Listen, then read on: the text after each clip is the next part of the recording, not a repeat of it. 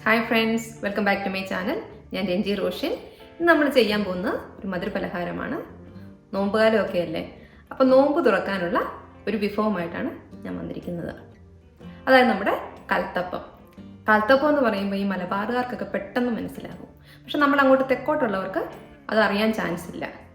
പക്ഷെ നിങ്ങൾ എല്ലാവരും ട്രൈ ചെയ്യണം. നല്ല സൂപ്പർ ടേസ്റ്റാണ്. എല്ലാവർക്കും ഇഷ്ടപ്പെടുന്ന ടേസ്റ്റാണ്. അതപ്പോൾ എങ്ങനെ ഉണ്ടാക്കാമെന്ന് നമുക്ക് നോക്കാം. അപ്പോൾ വീഡിയോയിലേക്ക് കിടക്കുന്നതിന് മുന്നേ നിങ്ങളുടെ ചാനൽ സബ്സ്ക്രൈബ് ചെയ്യാത്തവരാണെങ്കിൽ എൻ്റെ ചാനൽ സബ്സ്ക്രൈബ് ചെയ്യാൻ മറക്കരുത്. പിന്നെ എൻ്റെ വീഡിയോസ് ഇഷ്ടമാവുകയാണെങ്കിൽ ലൈക്കും ഷെയറും ചെയ്യാൻ മറക്കരുത്.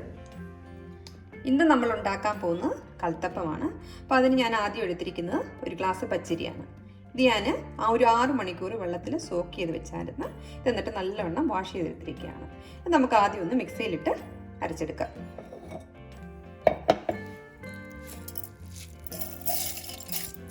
പിന്നെ ഇതിലേക്ക് ഞാൻ ഇട്ട് കൊടുക്കുന്നത് 1 സ്പൂണ് ചോറാണ്.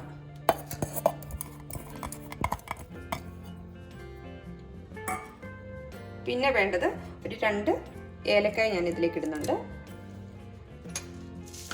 1/4 ടീസ്പൂണ് ചെറിയ ജീരകം. പിന്നെ ആവശ്യത്തിന് വെള്ളം ഒഴിച്ചിട്ട് നമുക്കിത് നല്ല പേസ്റ്റ് പോലെ അരച്ചെടുക്കാം. അപ്പം ഞാനിത് നല്ല പേസ്റ്റ് പോലെ ഇവിടെ അരച്ചെടുത്തിട്ടുണ്ട്. പക്ഷെ നമുക്ക് ഈ മാവ് ദോശമാവിനേക്കാളും നല്ല ലൂസായിട്ടായിരിക്കുന്നുണ്ട്. അതുകൊണ്ട് ഞാൻ കുറച്ച് വെള്ളം കൂടെ ഒഴിച്ച് ഒന്നുകൂടെ അരയ്ക്കാൻ പോവാണ്. അപ്പം ഞാനിത് നല്ലവണ്ണം അരച്ചെടുത്തിട്ടുണ്ട്. ഇത് നമുക്ക് വേറൊരു പാത്രത്തിലേക്ക് മാറ്റി വെക്കാം.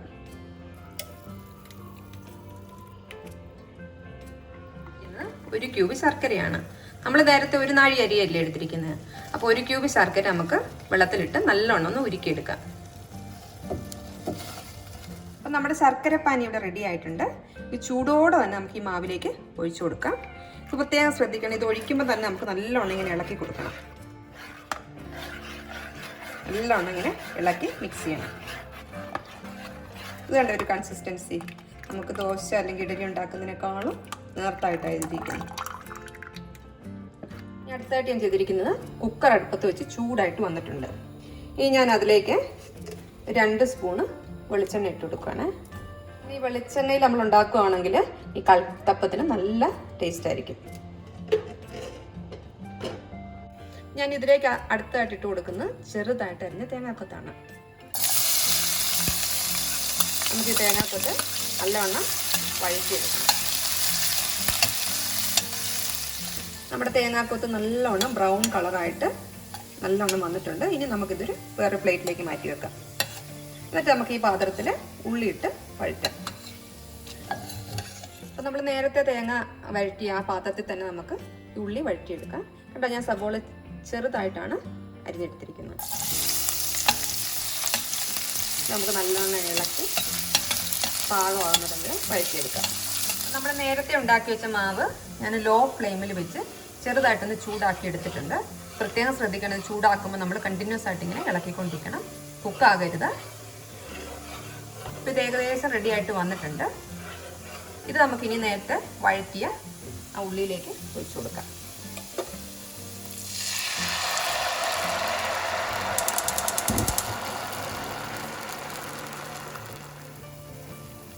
ഇനി അടുത്ത് നമ്മൾ ചെയ്യേണ്ടത് ഈ തേങ്ങാക്കൊത്ത് നമുക്ക് ഇതിൻ്റെ മുകളിലേക്കൊന്ന് നല്ലോണം വിതറിയിട്ട് കൊടുക്കാം. എല്ലായിടത്തും വരത്തക്ക രീതിയിൽ നല്ലോണം സ്പ്രെഡ് ചെയ്ത് എന്നിട്ട് കൊടുക്കുക.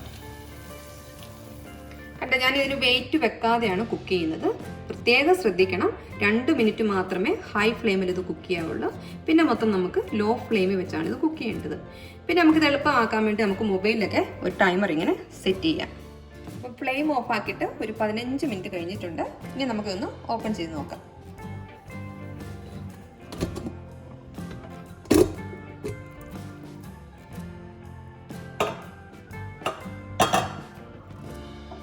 നമുക്ക് കുക്ക് ചെയ്തിട്ടുണ്ടോ എന്ന് നമുക്കൊന്ന് ചെക്ക് ചെയ്യാം. അതിനുവേണ്ടി ഞാൻ ഒരു പിക്ക് എടുത്തിട്ടുണ്ട്. ഇതുകൊണ്ട് നമുക്കൊന്ന് കുത്തി നോക്കാം. കണ്ടോ, ഇത്രയൊന്നും പിടിക്കുന്നില്ല. അപ്പോൾ നന്നായിട്ട് കുക്കായിട്ടുണ്ട്. ഇനി നമുക്കൊന്ന് തണിയണം. ഈ തണിഞ്ഞ് കഴിയുമ്പോൾ നമുക്ക് വേറെ പാത്രത്തിലേക്ക് മാറ്റി വെക്കാം. അപ്പം നമ്മുടെ കൽത്തപ്പം ഇവിടെ നല്ലവണ്ണം തണുത്ത് നല്ല പാകമായിട്ട് വന്നിട്ടുണ്ട്. ഇത് നമുക്ക് ഈ കുക്കറിനകത്തുകൊണ്ട് മാറ്റി ഒരു പ്ലേറ്റിലേക്ക് വെക്കാം. ഞാനപ്പം ചെറുതായിട്ട് നമ്മുടെ കൈ ഇങ്ങനെ ഇട്ട് എല്ലാ സൈഡും ഇങ്ങനെ വിടിവിച്ച് വരാം നമുക്ക്. കണ്ട് ഇത് നല്ല സൂപ്പറായിട്ട് വിട്ട് വരുന്നുണ്ട്. അതായത് നമ്മുടെ കലത്തപ്പം നന്നായിട്ട് ഒത്തിട്ടുണ്ട്. കണ്ടോ, ഇത് കണ്ടോ, നല്ല സോഫ്റ്റ് ആയിട്ടുണ്ട്.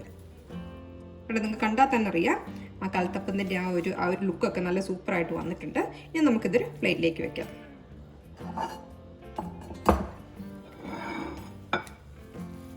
വാവ്, എനിക്ക് പിടിക്കുമ്പോൾ തന്നെ അറിയാം നല്ല സോഫ്റ്റ്നെസ് ഉണ്ട്.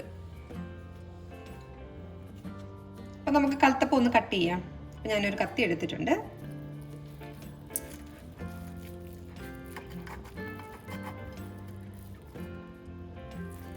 രണ്ട് സൈഡ് നമുക്ക് ഒന്ന് കട്ട് ചെയ്യാം. പിന്നെ നമ്മുടെ കലത്തപ്പം ഇവിടെ കട്ട് ചെയ്തെടുത്തിട്ടുണ്ട്. ഇത് കണ്ടോ, ഈ ആര് പോലെ വന്നിരിക്കുന്നത് കണ്ടോ, ഇതാണ് ഒറിജിനൽ കലത്തപ്പം. തൊട്ട് നോക്കിയിട്ട് നല്ല സ്പോഞ്ച് പോലെയും വന്നിട്ടുണ്ട്. നമുക്കിനി ഒന്ന് ടേസ്റ്റ് ചെയ്ത് നോക്കാം ഇത്. അപ്പം എന്നത്തെ പോലെ നമുക്ക് തന്നെ ഒന്ന് ടേസ്റ്റ് ചെയ്ത് നോക്കാം.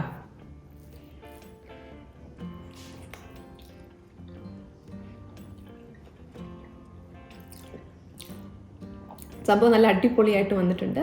എല്ലാവരും ട്രൈ ചെയ്യണം. നമുക്ക് കിഡ്സിനും അഡൾട്ട്സിനും ഒക്കെ ഇഷ്ടപ്പെടുന്നൊരു ടേസ്റ്റാണ്. അപ്പോൾ എല്ലാവരും ട്രൈ ചെയ്തിട്ട് അവരുടെ അഭിപ്രായം എനിക്ക് കമൻറ്റായിട്ട് അയയ്ക്കുക. അപ്പോൾ എൻ്റെ ചാനൽ സബ്സ്ക്രൈബ് ചെയ്യാൻ ആരും മറക്കരുത്. Thanks for watching my video. Thank you.